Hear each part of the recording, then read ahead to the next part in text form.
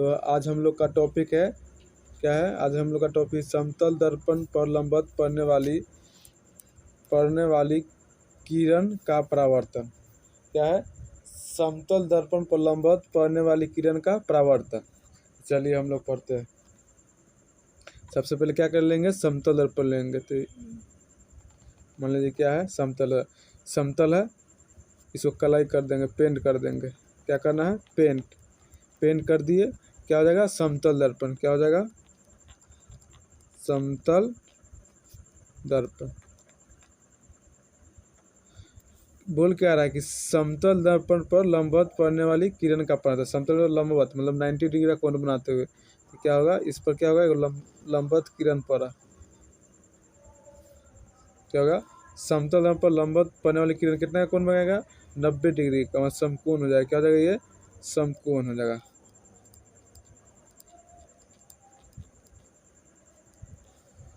समकोण हो जाएगा। एक किरण क्या होगा, आपतित किरण क्या हो जाएगा, ये जाने वाला किरण क्या कहते हैं, आपतित किरण। तो गया तो इसको क्या कहेंगे, आपतित किरण। फिर वापस इसी, जब समतल पर लंबवत पाने वाली किरण दर्पण से परावर्तन के बाद उसी पथ पर लौटे, जो भी 90 डिग्री का कोण बनाती हुई किरण जाती है वो उसी दिशा में वापस लौट जाती है दर्पण से। तो क्या हो जाएगा, ये लौट जाएगा। तो ये आपका लौट गया, तो क्या हो जाएगा आपका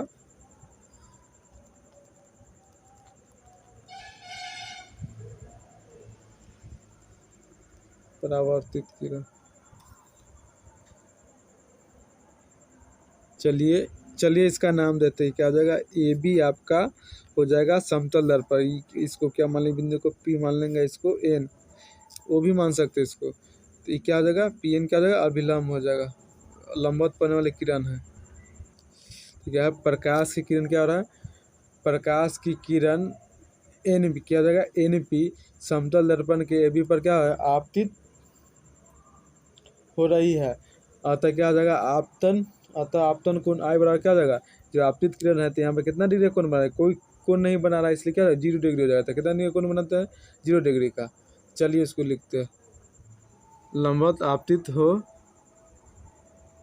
रही है, अतः क्या हो जाएगा, अतः आपतन कोण क्या हो जाएगा, आपतन कोण क्या है, इस पर क्या आपतन कोण, कोई कोण मतलब 0 डिग्री कोण बना रहा है ना, आपतन कोण किससे डिनोट करते हैं, आई से। आई बराबर क्या हो जाएगा, 0। तो चूंकि आपतन कोण क्या हो जाएगा, चूंकि हम जानते हैं कि चूंकि आपतन कोण परावर्तन कोण के बराबर, तो चूंकि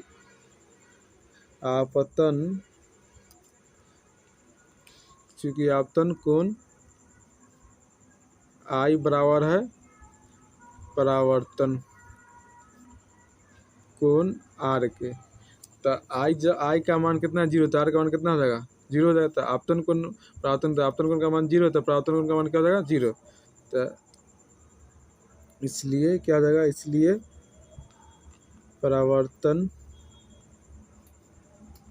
कोण आर बराबर 0 हो जाएगा। क्या हो जाएगा, आर बराबर 0।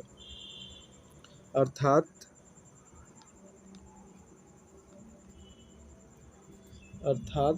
परावर्तित किरण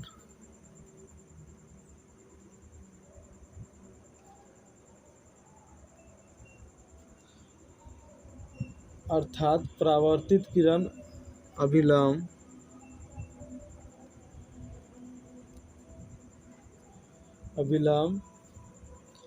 पीएन से 0 डिग्री का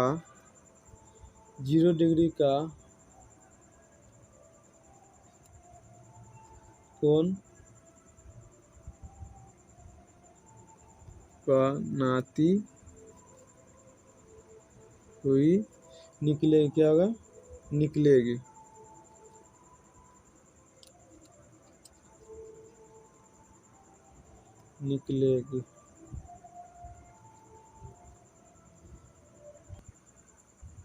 अतः क्या रहेगा, समतल दर्पण पर लंबवत पड़ने वाली प्रकाश की किरण परावर्तन के बाद उसी पथ पर क्या रहेगा, उसी पथ पर वापस लौट जाती है। तब समतल दर्पण पर लंबवत पड़ने वाली प्रकाश की किरण परावर्तन के बाद उसी पथ पर आपस लौट जाती है। तो हम लोग का टॉपिक क्या है? प्रतिबिंब, इमेज। तो चलिए हम लोग क्या पढ़ते हैं? इमेज के बारे में। इमेज किसे कहते हैं? इमेज कितने प्रकार के होते हैं? इसका उपयोग कैसे होता है? चलिए जानते हैं। क्या है प्रतिबिंब? तक किसी बिंदु स्रोत से आती प्रकाश की किरणें दर्पण से परावर्तन के बाद जिस बिंदु पर मिलती है या मिलती हुई प्रतीत होती है उसे उस बिंदु स्रोत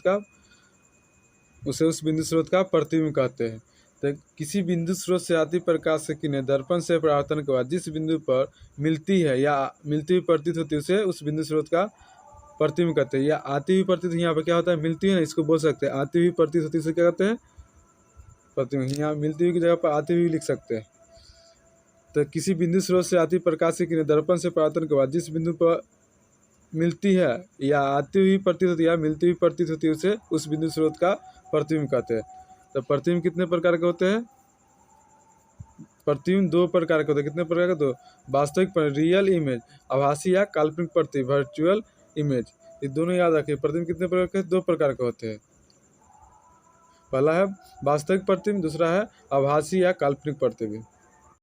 क्या? वास्तविक प्रतिबिंब, रियल इमेज।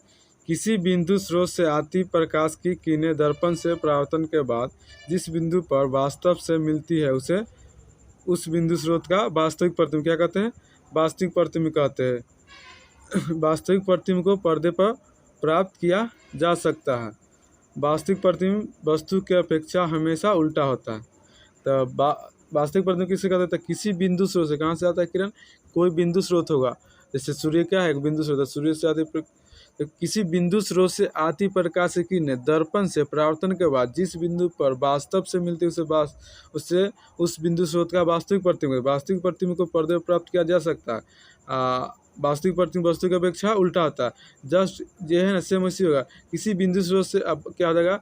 आभासी प्रतिबिंब। किसी बिंदु स्रोत से आती प्रकाश की किरणें दर्पण से परावर्तन के बाद जिस बिंदु पर आभासी है ना, आभासी बोला था, जिस बिंदु से आती। आज हम लोग पढ़ेंगे आभासी या काल्पनिक प्रतिबिंब, वर्चुअल इमेज। तो आभासी या काल्पनिक प्रतिबिंब, पहले हम लोग क्या पढ़ते हैं? वास्तविक प्रतिबिंब। अब पढ़ेंगे आभासी प्रतिबिंब। तो आभासी प्रतिबिंब या काल्पनिक प्रतिबिंब किसे कहते हैं? तो किसी बिंदु स्रोत से आती प्रकाश की किरणें दर्पण से परावर्तन के बाद जिस बिंदु से आती हुई प्रतीत होती है उसे उस बिंदु स्रोत का आभासी प्रतिबिंब। आभासी किसे कहते हैं? किसी बिंदु स्रोत से आती प्रकाश की किरणें दर्पण से परावर्तन के बाद जिस बिंदु से आती हुई प्रतीत होती है उसे उस बिंदु स्रोत का आभासी प्रतिबिंब कहते हैं। आभासी प्रतिबिंब को पर्दे पर प्राप्त नहीं किया जा सकता है। आभासी प्रतिबिंब वस्तु की अपेक्षा हमेशा सीधा होता है। तो आभासी प्रतिबिंब को पर्दे पर प्राप्त नहीं किया जा सकता है। आभासी प्रतिबिंब वस्तु की अपेक्षा हमेशा सीधा होता है। समतल दर्पण द्वारा प्रतिबिंब का बनना। क्या? समतल दर्पण द्वारा प्रतिबिंब का बनना। तो एम डैश एक समतल दर्पण वो एक बिंदु स्रोत है। वो बिंदु स्रोत से दो किरण निकलते, एक तिरछी निकल रही है, एगो लंबवत निकल रही। लंबवत किरण क्या होता है? उसी पथ पर वापस जो तिरछी किरण क्या होता है? परावर्तित होकर ए बी की ओर परावर्तित हो जाती है। तो हमारे यहाँ को क्या लगता है कि ये किरण किधर से आ रही है? ए बी और एमओ लग रहा है कहाँ से आ रही है? बिंदु आई से। तो बिंदु आई से आती हुई प्रतीत होती है। क्या होता है? हमारे यहाँ को यह लगता है कि दर्पण से परावर्तित होकर यह किरणें एमओ क्या जाएगा? एमओ और ए बी दर्पण के पीछे बिंदु आई से आ रही है। यह बिंदु आई बिंदु से तो का आभासी प्रतिबिंब, जो बिंदु आई है ना वो का क्या है? आभासी प्रतिबिंब है। एमओ और एम आई की दूरियाँ क्या समान होता है? एमओ और एम आई की दूरियाँ क्या होता है? समान होती है। क्या होती है? समान होती है। तो क्या हो जाएगा? वो एक बिंदु स्रोत है जो समतल दर्पण एम डैश के सामने रखा गया है। किसके सामने रखा गया? समतल दर्पण एम। वो बिंदु स्रोत से दो किरण निकलती, क्या निकलती? ओ एम तथा ओ ए निकलती है। मतलब ओ एम तथा ओ ए निकलती है। ये किरणें निकलती किससे? बिंदुओं से। तो हमारी आँख को क्या लगता है? हमारी आँख को लगता है कि क्या लगता है? हमारी आँख को लगता है कि दर्पण से परावर्तित होकर यह किरणें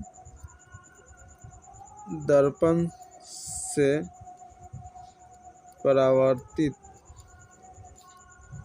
होकर ये किरणें क्या दर्पण से परावर्तित होकर ये किरणें क्या होगा, आती हुई प्रतीत हो रही, क्या होती है, ये किरणें कौन किरण है, AB तथा MO, AB तथा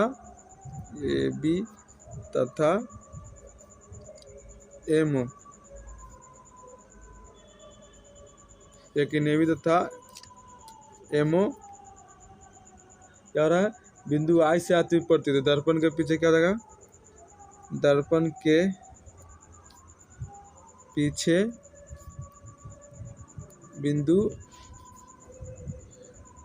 बिंदु I से आती हुई प्रतीत होती है।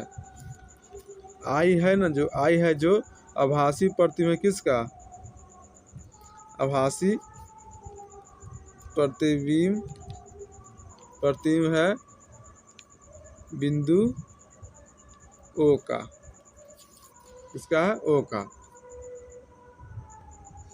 तो यह है, यह है ना जो OM और MI की दूरियां क्या होते हैं, बराबर होती है। तो OM बराबर है, OM की क्या देगा, OM की दूरी बराबर हो जाएगा,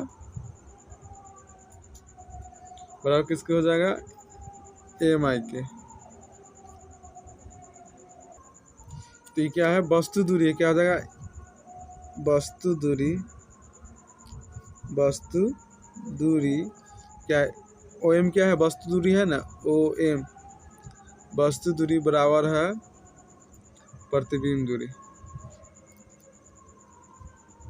प्रतिबिंब क्या है, MI, ये ना बना था प्रतिबिंब काल्पनिक, MI दोनों क्या होता है, बराबर होता है। तो वस्तु दूरी MO बराबर है किसके, प्रतिबिंब दूरी। तो समतल दर्पण में वस्तु दूरी और प्रतिबिंब दूरी दोनों आपस में क्या होते हैं, बराबर होते हैं। कोई भी वस्तु समतल दर्पण के जितनी आगे होती है उसका प्रतिबिंब दर्पण से उतना ही पीछे, कोई वस्तु दर्पण के जितना आगे होगा उसका प्रतिबिंब उतना ही पीछे बनेगा। तो क्या हम लोग का पार्श्व परिवर्तन, क्या है, पार्श्व परिवर्तन, काट मतलब ये R है, ये दर्पण है, दर्पण में क्या उल्टा दिखाई, क्या दिखाई दे रहा है, उल्टा दिखाई देता है।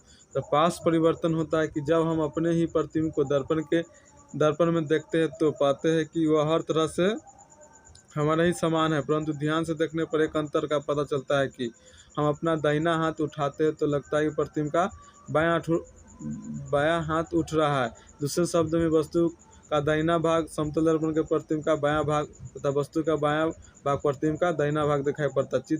इसी प्रकार क्या है, पार्श्व, इसको क्या कहते हैं, पार्श्व परिवर्तन। तो हम हर तरह से क्या देखते, जब हम समतल दर्पण में देखते हैं ना अपना प्रतिबिंब, तो क्या लगता है, हर तरह से क्या होता है, समान होता है, क्या होता है, समान होता है, लेकिन थोड़ा सा नहीं अंतर दिखाई। जब हम अपना दाहिना हाथ उठाए तो दर्पण में लगता है कि बायां हाथ उठ रहा है, जब हम लोग अपना बायां हाथ उठाए तो प्रतिबिंब में लगता है कि दायां हाथ उठ रहा है। देखिए जैसे यार है ना, उल्टा है ना, सारा रूप से एक ही समान है, देखने में एक ही जैसे, लेकिन थोड़ा सा क्या हुआ है, उलट गया, क्या है, उल्टा हो गया है। तो इससे पता चलता है कि प्रतिबिंब कैसा बन रहा है, थोड़ा सा नहीं, पार्श्व परिवर्तन में उल्टा होता है। समतल दर्पण द्वारा बने प्रतिबिंब की विशेषता, समतल दर्पण द्वारा बने प्रतिबिंब की निम्नलिखित विशेषता है। पहला क्या है, पहला प्रतिबिंब दर्पण के पीछे बनता है, कहाँ बनता है, प्रतिबिंब दर्पण के पीछे। दूसरा, प्रतिबिंब का आकार वस्तु के आकार के बराबर होता है। प्रतिबिंब वस्तु की अपेक्षा सीधा बनता है, क्या बनता है, सीधा बनता है। उल्टा कब होता है, पार्श्विक रूप से उल्टा, तो प्रतिबिंब पार्श्विक रूप से उल्टा होता है। प्रतिबिंब आभासी बनता है, अतः इसे पर्दे पर प्राप्त नहीं किया। आभासी प्रतिबिंब किस पे, पर्दे पर प्राप्त नहीं किया जा सकता, हम लोग पीछे भी पढ़ चुके हैं। प्रतिबिंब दर्पण से उतना ही पीछे बनता है जितना वस्तु दर्पण से आगे अर्थात सामने रहता है। प्रतिबिंब जितना आगे होता है उसका प्रतिबिंब जितना ही आगे होगा उसका प्रतिबिंब उतना ही पीछे बनेगा, मतलब वस्तु जितना आगे होगा उसका प्रतिबिंब कितना उतना ही पीछे बनेगा।